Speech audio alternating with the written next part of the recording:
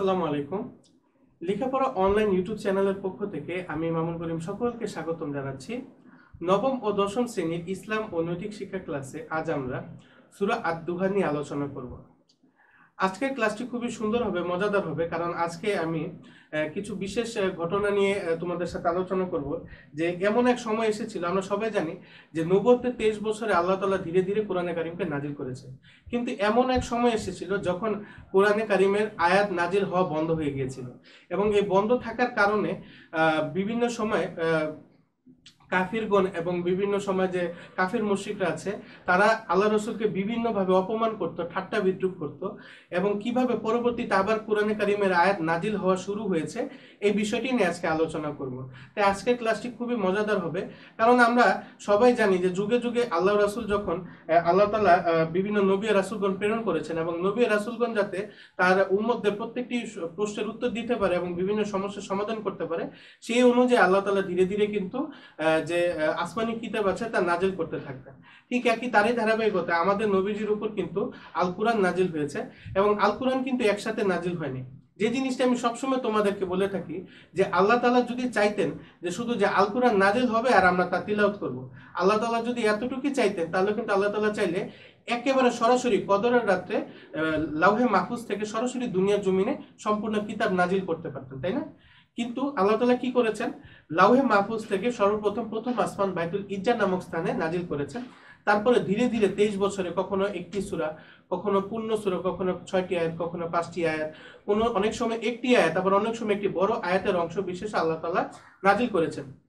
আর এগুলো কখন নাজিল করেছেন? যখন আল্লাহ রসুল বিভিন্ন প্রশ্নের সম্মুখীন হতেন বা বিভিন্ন বিষয় সম্পর্কে যখন তিনি সমস্যার সম্মুখীন হতেন, তখন আল্লাহ তাআলা বিভিন্নভাবে আয়াতগুলো নাজিল করেছেন। অথবা অনেক সময় কোনো সমস্যার সম্মুখীন হওয়া না সত্ত্বেও আল্লাহ তাআলা তার প্রয়োজন মতো আয়াতগুলো নাজিল করেছেন। কিন্তু তারই ধারাবাহিকতায় একসময় এরকম এসেছিল যখন কোরআনে কারিমের আয়াত নাজিল হওয়া কিছু দিনের জন্য বন্ধ ছিল। তখন কিন্তু যখন আয়াত নাজিল হচ্ছিল না, তখন যে কাফির মুশরিকরা ছিল তারা সবসময় চেষ্টা করত আল্লাহ রসুলকে অপমান করার জন্য, ঠাট্টা বিদ্রুপ করার জন্য, এবং তারা সবসময় চক্রান্ত করত যে এমন কোনো প্রশ্ন কি করব যে প্রশ্নের মাধ্যমে আল্লাহ রসুল যাতে মোহাম্মদ কোনো উত্তর দিতে না পারে। উত্তর দিতে না পারলে তো সবাই বুঝবে যে সে জানে না বা সে এই বিষয় সম্পর্কে জানে না, সে আসল নবী না। এরকমভাবে তাকে অনেক সময় বিভ্রান্ত করার চেষ্টা করত। কিন্তু সব সময় তিনি যখনই কোনো প্রশ্নের সম্মুখীন হতেন, আল্লাহ তাআলা কিন্তু তার জন্য আয়াত নাজিল করে দিতেন। তো এই বিষয়ে আজকে জানবো, আজকে সূরা আদ-দুহার শানে নুজুল সম্পর্কে জানবো, তার পরিচয় সম্পর্কে জানবো, এবং এর সাথে সাথে আমরা তার ভোকাবুলারি সম্পর্কে জানার চেষ্টা করব। তাই আশা করি আজকের ক্লাসটি তোমরা সম্পূর্ণ দেখবে। আজকের ক্লাসটি খুবই গুরুত্বপূর্ণ হবে। কিন্তু ক্লাসটি শুরু করার আগে প্রতিদিনের মতো যারা আমাদের চ্যানেলে নতুন এসেছে এবং আমাদের ক্লাস নতুন জয়েন করেছো, সকলের প্রতি রইল আমার আন্তরিক কৃতজ্ঞতা, শুভেচ্ছা তোমাদের, এবং ধন্যবাদ আমাদের সাথে থাকার জন্য, আমাদের ক্লাসে জয়েন করার জন্য। তোমরা অবশ্যই আমাদের ভিডিওগুলো প্রতিনিয়ত দেখবে, কারণ আমাদের ভিডিওগুলো দেখে তোমরা প্রতিদিন নতুন কিছু শিখতে পারবে। কারণ আমাদের ভিডিওগুলো আমরা তোমাদের টেক্সট বুক অনুযায়ী এবং তোমাদের সিলেবাসের ক্রম অনুযায়ী তৈরি করছি, যাতে করে তোমরা শুধু শিখবে বিষয়টি এরকম না, শিখার সাথে সাথে তোমরা যাতে তোমাদের সিলেবাসও কমপ্লিট করতে পারো। এবং সিলেবাস তো কমপ্লিট করবাই, এর সাথে সাথে যাতে তোমরা তোমাদের পরীক্ষার জন্য প্রস্তুতি নিতে পারো, আমরা সবসময় দিকেই লক্ষ্য রাখি। কারণ আমরা বর্তমানে একটি প্যান্ডেমিক সিচুয়েশন দিয়ে যাচ্ছি, এবং যারা বুদ্ধিমান ছাত্র আছো, যারা তাদের পড়ালেখা নিয়ে সিরিয়াস আছো, তারা কিন্তু প্রতিনিয়ত তোমাদের পড়ালেখাগুলো কন্টিনিউ করছো। কিন্তু ম্যাক্সিমাম আমরা যারা মিডল ক্লাস ফ্যামিলি অথবা লোয়ার মিডল ক্লাস ফ্যামিলি আছি, তারা বা তাদের নিম্ন পর্যায়ে যারা আছে, তাদের পড়ালেখা কিন্তু প্রায় বন্ধের পর্যায়ে চলে যাচ্ছে। তারা কিন্তু মূলত কয়েকটি মূল বিষয় ছাড়া অন্য কোনো বিষয় পড়ছে না, কারণ স্কুল কলেজ বন্ধ, আমরা কিছু না জানলে পড়বো কিভাবে? তো এই বিষয়টি, এই সমস্যা যাতে না হয় এর জন্য দেখো তোমাদের জন্য একটি সুযোগ, আমরা এই অনলাইন প্ল্যাটফর্মটি ব্যবহার করে তোমাদের টেক্সট বুকের প্রত্যেকটি বিষয় বোঝানোর চেষ্টা করছি, শেখানোর চেষ্টা করছি, যাতে করে তোমরা শিখতে পারো। স্কুল কলেজে গেলে তো মনে করে একটি জিনিস শিখলে বাসায় পড়ার পরে পরের দিন স্কুলে যাওয়ার আগ পর্যন্ত যে সমস্যাগুলো আছে রেখে দিতে হয়, কিন্তু অনলাইন প্ল্যাটফর্মটি ব্যবহার করলে তোমরা কোনো প্রবলেম ফেস করলে সাথে সাথে আমাদেরকে কমেন্ট করবে, আমরা চেষ্টা করবো সাথে সাথে তোমাদেরকে উচ্চারণ এটা সলভ করে দেওয়ার, অথবা পরবর্তী ক্লাসে তা নিয়ে আর সুন্দরভাবে আলোচনা করা। তাই আশা করি বিষয়টি তোমরা বুঝতে পারছো, এবং তোমরা অবশ্যই আমাদের ভিডিওগুলো দেখবে। আর যারা প্রতিনিয়ত আমাদের ভিডিওগুলো দেখছো, তোমাদের প্রতি রইল আন্তরিক কৃতজ্ঞতা। তোমরা তোমাদের মতামত আমাদেরকে অবশ্যই জানাবে, জানানোর চেষ্টা করবে যে আমাদের কি কি করা দরকার এবং আমাদের ক্লাসগুলো কিভাবে তৈরি করা দরকার। যদি কোনো বিষয় সম্পর্কে আরো বিস্তারিত জানতে হয় আমাদেরকে জানাবে, আমরা সেই অনুযায়ী আমাদের ক্লাসগুলো তৈরি করার চেষ্টা করব। তো যাই হোক, আজকে মূল বিষয় চলে আসে। আজকে আমরা আদ-দুহা শানে নুজুল সম্পর্কে জানবো। দেখো এখানে দেওয়া আছে সূরা আদ-দুহা আল কোরআনের 93তম সূরা। এর আয়াত সংখ্যা 11টি। এটি পবিত্র মক্কা নগরীতে নাজিল হয়। প্রথম শব্দ দুহা থেকে এই সূরার নামকরণ করা হয়েছে সূরা আদ-দুহা। অর্থাৎ এই সূরার যে প্রথম শব্দ, অর্থাৎ প্রথম আয়াতে যে শব্দ আছে সেই শব্দ থেকে কিন্তু আয়াতের নাম দেওয়া হয়েছে আদ-দুহা, এবং সূরার নাম দেওয়া হচ্ছে দুহা, এবং এর আয়াত সংখ্যা হলো 11টি, এবং এটি পবিত্র মক্কা নগরীতে নাজিল করা হয়েছে। তারপর দেখো শানে নজুল, যদি এর শানে নজুল সম্পর্কে জানি, শানে নজুল বলতে বোঝানো হয়েছে যে এই সূরাটি নাজিল হওয়ার ঘটনা, কেন নাজিল হয়েছে। দেখো যে একবার রাসূলুল্লাহ সাল্লাল্লাহু আলাইহি সাল্লাম অসুস্থ থাকার কারণে 2-3 রাত তাহাজ্জুদের সালাত আদায় করতে পারেননি। অর্থাৎ তিনি যখন অসুস্থ ছিলেন তখন 2-3 রাত পর্যন্ত তিনি তাহাজ্জুদের সালাত আদায় করতে পারেননি। এ সময় জিবরাইল আলাইহিস সালাম আল্লাহ তাআলার পক্ষ থেকে তার নিকট ওহী নিয়ে আগমন করেননি। অর্থাৎ এই সময়টিতে কোনো কোরআনের আয়াতগুলো না, মানে কোরআনে কারিমের কোনো সূরার আয়াতগুলো নাজিল হয়নি, এবং আল্লাহ রাসূল কখনো নিজে থেকে কিছু বলতেন না। তিনি সবসময় আল্লাহ তাআলার থেকে মানে কোনো তাগিদ আসলে বা আল্লাহ তাআলার থেকে কোনো নির্দেশনা আসলে তখনই তার ওই প্রশ্নের উত্তর দিতেন বা কোনো কিছু আমাদেরকে শিখাতেন।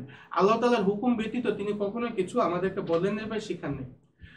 পরবর্তীতে যদি আমরা দেখি, এতে মক্কার কাফির মুশরিকরা বলতে লাগলো যে মুহাম্মদকে তার প্রতিপালক পরিত্যাগ করেছে এবং তারা তার প্রতি বিরূপ হয়েছে। অর্থাৎ তারা তো তখন মনে করতো যে সৃষ্টিকর্তা একজন নয়, একাধিক আছে। তো তিনি মনে করতো কি, তারা অনেকে মনে করতো যে মুহাম্মদের জন্য আলাদা সৃষ্টিকর্তা আছে বা মুহাম্মদের প্রতিপালক আলাদা, তো সে তাকে পরিত্যাগ করেছে। তারা এই বিষয়টি নিয়ে তার সাথে ঠাট্টা করত। অন্যদিকে আবু লাহাবের স্ত্রী উম্মে জামিল মহানবী সাল্লাল্লাহু আলাইহি সাল্লামের নিকটে এসে বলতে লাগলো, হে মুহাম্মদ, আমার মনে হয় তোমার নিকট যে শয়তান আসতো সে তোমাকে পরিত্যাগ করে চলে গেছে। নাউজুবিল্লাহ মিন জালিম, আস্তাগফিরুল্লাহ। এটি খুবই খারাপ একটা বিষয়, এবং ফেরেশতাকে শয়তান বলছে এবং আল্লাহ তাআলাকে কিভাবে বিদ্রূপ করে কথা বলছে, খুবই মর্মান্তিক একটা বিষয়। যদি মনে করো যে এই কথা শুনে আমাদেরই কেমন লাগে, তাহলে যখন আল্লাহ রাসূলের উপর এই বিষয়টি নিয়ে বা এইভাবে তার সাথে ঠাট্টা করা হয়, তখন কি পরিমাণ খারাপ লাগে চিন্তা করো। যখন দেখবা যে দুনিয়াতে তোমরা ধরো বন্ধু বান্ধবদের সাথে আছো, বিভিন্ন বিষয় নিয়ে আড্ডা দাও, তখন যদি তোমরা কোনো ধর্মের কথা বলতে যাও, ইসলামিক কোনো বিষয় নিয়ে আলোচনা করতে যাও, দেখবো অনেকে তোমার সাথে ঠাট্টা করবে, 5 ওয়াক্ত নামাজ ঠিক মতো পড়ে না, আবার এই বিষয় নিয়ে আমাদের সাথে কথা বলতে আসছে। তখন দেখবা যে তোমাদের মনের মধ্যে কি পরিমাণ কষ্ট লাগে।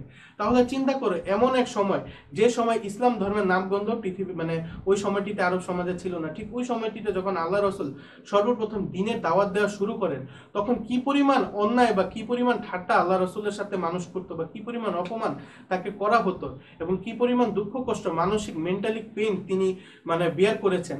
আশা করি তোমরা এ থেকে বুঝতে পারছো যে ফেরেশতাকেও মানুষ তারা শয়তান বলতে দ্বিধাবোধ করতো না। কি বললো, যে শয়তান তোমার কাছে আসতো সে মনে তোমাকে পরিত্যাগ করে চলে গেছে। তারপরে দেখো, 2-3 রাত যাবত আমি তাকে তোমার নিকট আসতে দেখি না। কাফিরদের এসব কথায় ঠাট্টা বিদ্রুপে মহানবী সাল্লাল্লাহু আলাইহি সাল্লাম মর্মাহত হন। তিনি খুবই কষ্ট পান এই কথাগুলো শুনে। তখন আল্লাহ তাআলা মহানবী সাল্লাল্লাহু আলাইহি সাল্লামকে সান্ত্বনা প্রদান করে এই সূরা নাজিল করেন। এই সূরার মাধ্যমে কাফিরদের প্রচারিত গুজবের প্রতিবাদও জানানো হয়। একটা জিনিস আমি তোমাদের এর মাধ্যমে বলে দিতে চাচ্ছি, যে একটা মানুষকে মুখের জবান দ্বারা যে পরিমাণ কষ্ট দিতে পারে, পৃথিবীতে অন্য কোনো কাজের দ্বারা এত কষ্ট দেয় না। এমনকি মুখের তিক্ত কথা কিন্তু নবীর মনকেও শক্ত করে দেয়। আমি 2জন সাহাবীর কথা বলবো। আসলে এরা পরবর্তীতে সাহাবী হয়েছেন। প্রথমে যখন কাফির ছিলেন তখন ইনারা 2জন কিন্তু আল্লাহ রাসূলের বিরুদ্ধে বিভিন্নভাবে কবিতা লিখতেন। আমরা যে হিন্দিতে শের বলি না, ঠিক কবিতা লিখতেন, আল্লাহ রাসূলকে অপমান করে বিভিন্ন খারাপ কথা বলতেন, বিভিন্ন খারাপ বাক্যগুলো আল্লাহ রাসূলের এগেইনস্টে ইউজ করতেন এবং আল্লাহ রাসূলকে প্রচুর পরিমাণে কষ্ট দিতেন।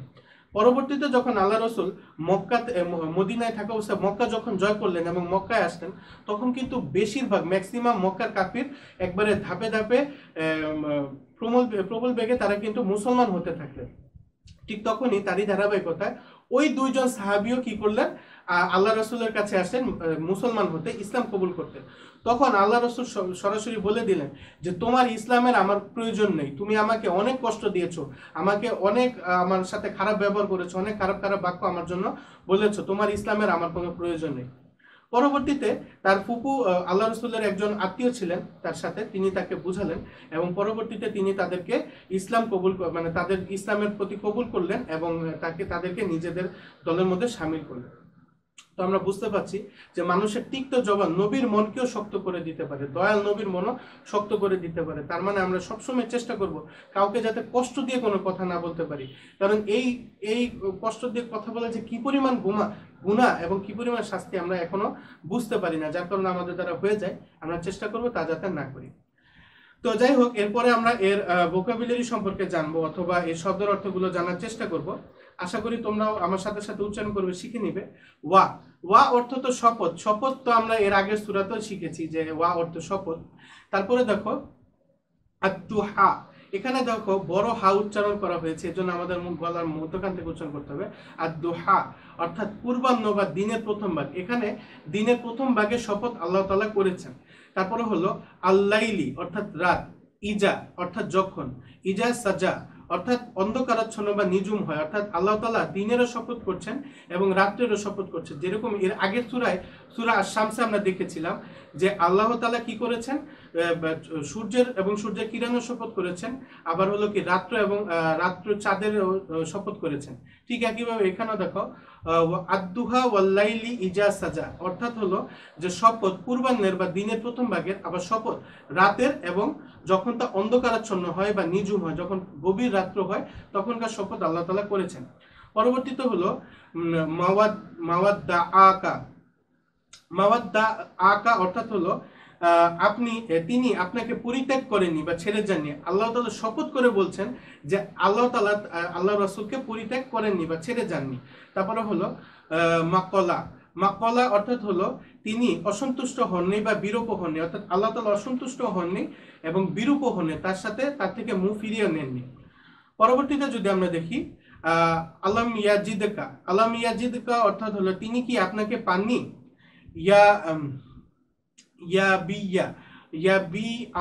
ইয়াবিয়ান অর্থাৎ হলো ইয়াতিম অবস্থায়। তারপরে দেখো ইয়াতিম অনাথ আশ্রয়হীন অবস্থায়। তারপরে হলো ফাআওয়া অর্থাৎ হলো অতঃপর তিনি আশ্রয় দিয়েছেন, ওয়াজাদা অর্থাৎ তিনি পেয়েছেন। তারপরে হলো দল্লান অর্থাৎ হলো পথ সম্পর্কে অনবহিত। তারপরে হলো ফাহাদা অর্থাৎ অতঃপর তিনি পথ প্রদর্শন করলেন। তারপরে হলো ইলান অর্থাৎ হলো অভাবগ্রস্ত বা নিঃস্ব। আশা করি শব্দের অর্থগুলো তোমরা বুঝতে পেরেছো। আমি আশা করি তোমাদেরকে সূরা আদ-দুহার গুরুত্ব বুঝাতে পেরেছি এবং এই শব্দের অর্থগুলো বুঝাতে পেরেছি, শানে নজুল কিছু পরিমাণ হলো বলতে পেরেছি। যদি ক্লাসটি ভালো লেগে থাকে অবশ্যই লাইক বাটনে ক্লিক করবে এবং সহপাঠীদের নিকট শেয়ার করবে। এবং পরবর্তী ক্লাস খুবই গুরুত্বপূর্ণ হবে, কারণ পরবর্তী ক্লাসে বাকি যে শব্দের অর্থগুলো তা জানবো এবং পরবর্তী তেলাওয়াত শুরু করব এবং আয়াতগুলো জানা শুরু করব। তাই ক্লাসটি যাতে মিস না করো এজন্য অবশ্যই আমাদের চ্যানেলটিকে সাবস্ক্রাইব করে রাখবে এবং বেল আইকনটি প্রেস করে রাখবে। আজ এই পর্যন্তই, আগামী ক্লাসে আবার হাজির হব সূরা আদ-দুহার পরবর্তী অংশ নিয়ে। আসসালামু আলাইকুম।